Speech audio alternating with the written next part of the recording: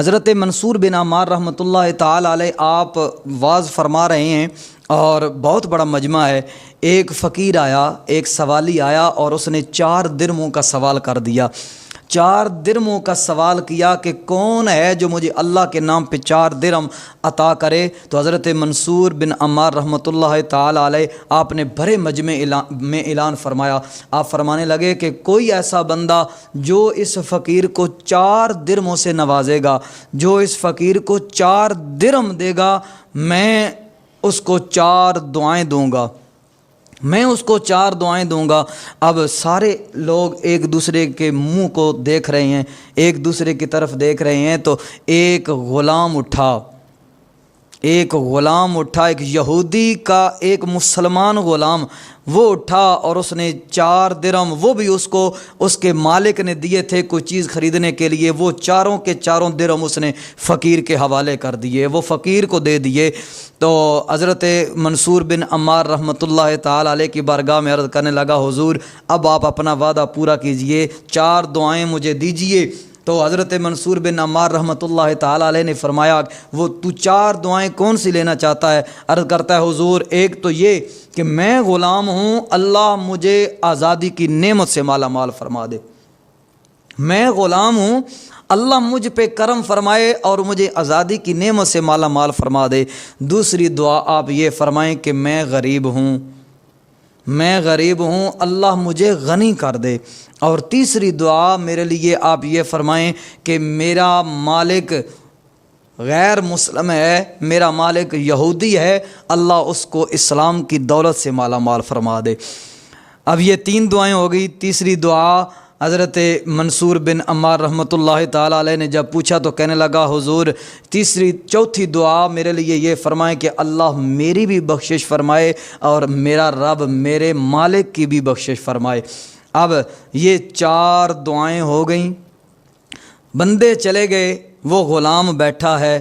تھوڑی دیر کے بعد وہاں سے اٹھا اور اپنے گھر پہنچا۔ جب مالک کے سامنے پہنچا تو مالک نے پوچھا، اتنی دیر سے کہاں تھا؟ وہ کہنے لگا کہ ساری اس نے حقیقت بتائی۔ وہ کہنے لگا کہ میں حضرت منصور بن عمار رحمۃ اللہ تعالی علیہ کی مجلس میں بیٹھا تھا اور وہاں پہ ایک سوالی آیا، ایک مانگنے والا آیا، تو اس نے 4 درہموں کا سوال کیا، تو 4 درہم ہی میرے پاس تھے، وہ جو آپ نے دیے تھے، وہ میں نے 4 کے 4 درہم اٹھائے اور اس سوالی کو دے دیے، اس کے حوالے کر دیے، اور اس کے بدلے میں حضرت منصور بن عمار رحمۃ اللہ تعالی علیہ نے 4 دعاؤں کا وعدہ کیا تھا، وہ 4 دعائیں میں لے کے آیا ہوں۔ اب مالک پوچھتا ہے، وہ 4 دعائیں تو نے کون سی کروائی ہیں 4 درہموں کے عوض میں؟ تو اب غلام کہتا ہے، حضور پہلی دعا تو میں نے یہ کروائی تھی کہ میں غلام ہوں، اللہ مجھے آزادی کی نعمت سے مالا مال فرما دے۔ جب اس کی زبان سے یہ لفظ، یہ جملہ نکلا تو مالک بولا، کہنے لگا، جا میں نے تجھے اللہ کی رضا کے لیے آزاد کر دیا، میں نے تجھے اللہ کی رضا کے لیے آزاد کر دیا۔ بتا دوسری دعا کون سی کروائی ہے؟ کہنے لگا، حضور میں نے دعا یہ کروائی تھی کہ میں غریب ہوں، اللہ مجھے غنی کر دے۔ اس نے کہا کتنے درہم دیے تھے؟ کہنے لگا 4 درہم۔ تو مالک بولا، کہنے لگا میں 4000 درہم تجھے ہبہ کرتا ہوں، 4000 درہم اللہ کی رضا کے لیے تجھے تحفے میں دیتا ہوں۔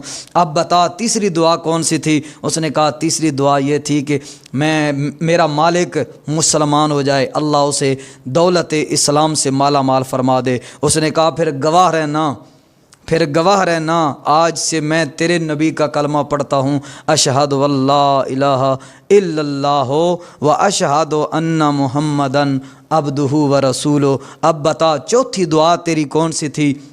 غلام عرض کرتا ہے، جی چوتھی دعا یہ تھی کہ اللہ میری بھی بخشش فرما دے اور اللہ میرے مالک کی بھی بخشش فرما دے۔ اس نے کہا یہ 3 کام تو میرے بس میں تھے، یہ 3 کام تو میرے بس میں تھے جو میں نے کر دیے، اب گناہوں کی مغفرت کرنا یہ میرے اللہ کے بس میں ہے، وہ جس کی چاہے یغفر لمن یشاء ویعذب من یشاء، جسے چاہے عذاب دے اور جس کی چاہے مغفرت فرما دے۔ اب یہ کام میرے بس میں نہیں ہے، یہ کام میرا رب کر سکتا ہے۔ وہ کہتا ہے جب ہم رات کو سوئے، ہماری آنکھ بند تھی لیکن قسمت کا ستارہ چمکا، ہماری قسمت جاگ اٹھی کہ کوئی کہنے والا کہہ رہا تھا، ہاتف غیبی سے آواز آئی کہ اے غلام کے مالک، جو تیرے بس میں تھا وہ تو نے کر دیا، اب دیکھ جو ہمارے بس میں ہے وہ ہم کیسے کرتے ہیں۔ اب 4 درہم دینے والے نے دیے اور 4 دعائیں لیں، اب میں 4 انعام عطا کرتا ہوں، جا میں نے تیری بھی بخشش کی، میں نے تیرے گناہوں کو بھی معاف فرمایا، اور جا میں نے تیرے غلام کی بھی مغفرت کی، میں نے اس کے گناہوں کو بھی معاف فرما دیا۔ اور جتنے لوگ اس مجلس میں موجود تھے، سبحان اللہ، جتنے لوگ اس مجلس میں موجود تھے ان ساروں کی میں نے بخشش فرما دی، سب کے گناہوں کو معاف فرما دیا، اور جو واعظ کرنے والا تھا، جو واعظ فرمانے والا تھا، اس کی بھی میں نے بخشش فرما دی، میں نے اس کے گناہوں کو بھی معاف فرما دیا۔